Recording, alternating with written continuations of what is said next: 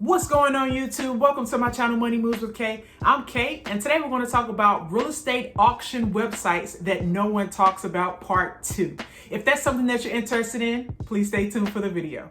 After you watch this video, go ahead and watch part 1 if you haven't already done so. To all my subscribers, I know you have, and thank you so much for the support. But part 1 will be linked in the description, where I give you 5 additional websites to go to find online auctions so that you can find a good deal, all right? So right after this video, go check that one out.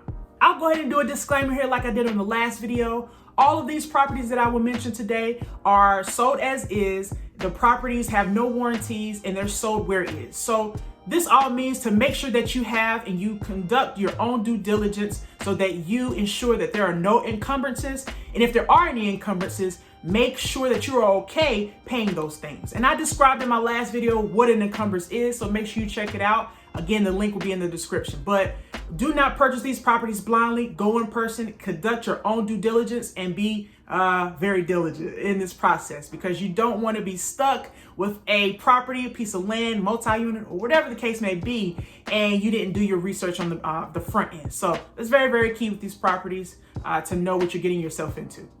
All right, so coming in at number 4 is the FDIC. That stands for the Federal Deposit Insurance Corporation.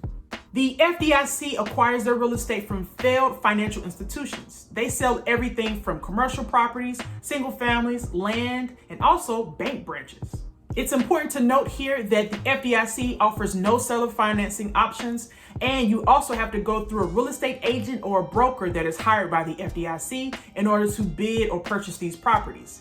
The reason this particular website made the list is because occasionally they do offer online auctions for the public to just directly bid on. But normally you do have to go through a real estate agent or broker that is hired by the FDIC.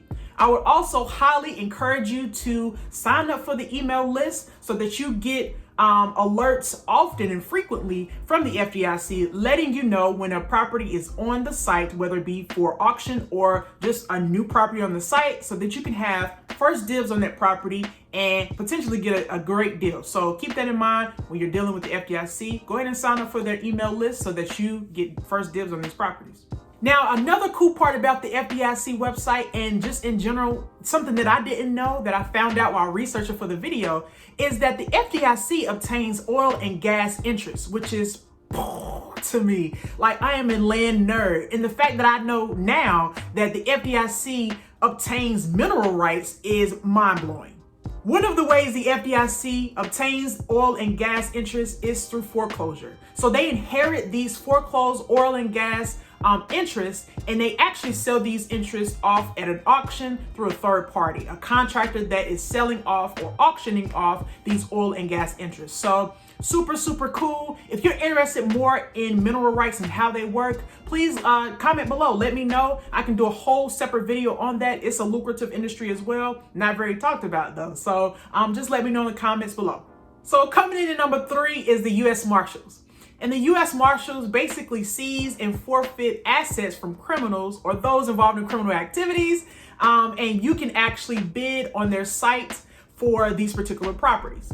Some things to take note when purchasing from the U.S. Marshals is that they give a 21-day for marketing the properties before they even look at your offer, okay? You also have a right to inspect the property, and the properties, again, are sold as is. It's important to note here that the U.S. Marshals love a cash offer, but they also offer financing contingencies.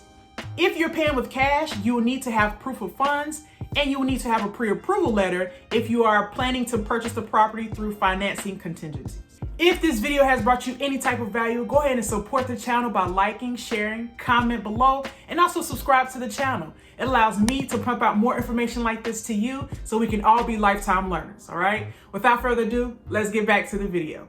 Coming in at number 2 on the list is the USDA, which stands for the U.S. Department of Agriculture.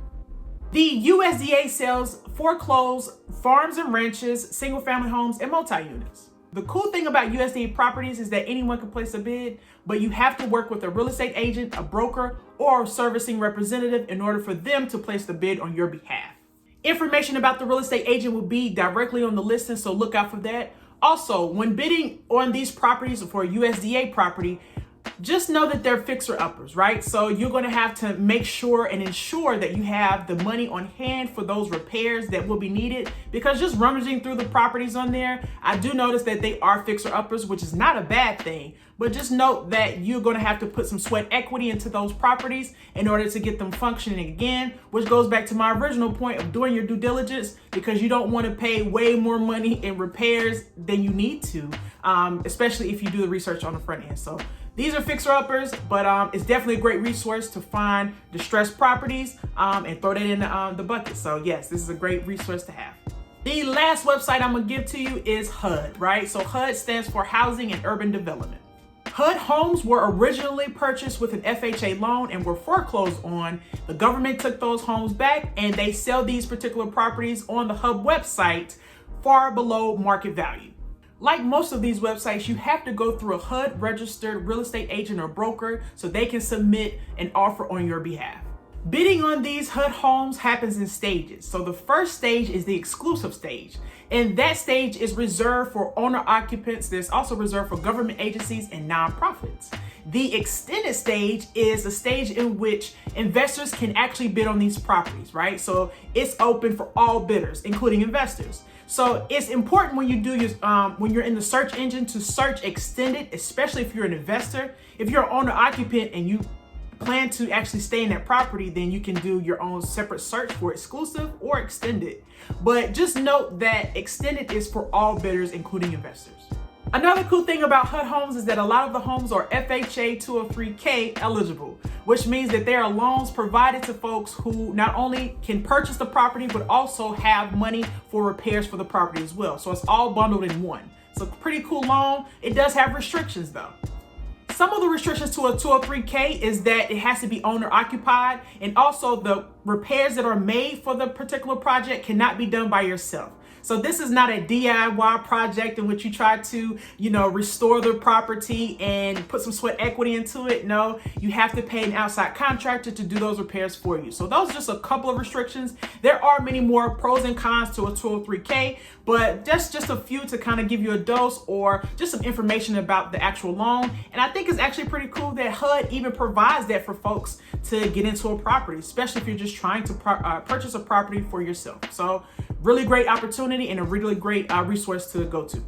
That's the end of my video. Thank you so very much for making it to this point. If you've made it to this point, I just want to shout you out, because not too many people make it to this point. They may watch half of the video or some of the video, but the true gem in the content that I provide is staying to the very end. So again, I just want to shout you out. Thank you for sharing the videos, subscribing, commenting, positive comments that you provide. Again, I just truly appreciate it, and I do not take it for granted, all right? Without you, I am not me as far as making these videos and providing valuable content that I believe that people can actually utilize and put to action. So again, I appreciate it, all right? Until next time, guys, you stay blessed. Peace.